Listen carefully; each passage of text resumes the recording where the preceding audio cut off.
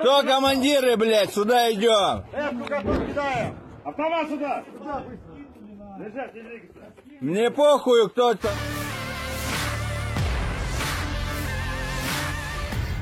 Serangan bertubi-tubi militer Rusia di wilayah Donetsk dan Siversk terus berlangsung. Juru bicara militer Rusia Igor Konashenkov merilis serangan terukur dengan bantuan intelijen dan pengintai meruntuhkan moral tentara Ukraina.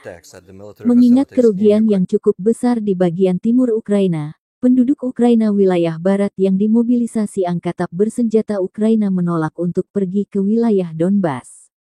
Semua prajurit Brigadi Pertahanan Teritorial ke-100 yang berlokasi di Lutsk, wilayah Volhynia, menolak untuk terlibat dalam operasi, kata Igor Konashenkov dikutip Tribun Timur tanggal 24 Juli. Di sejumlah wilayah termasuk Siversk, puluhan tentara Ukraina menyerah dan keluar dari persembunyian di bunker.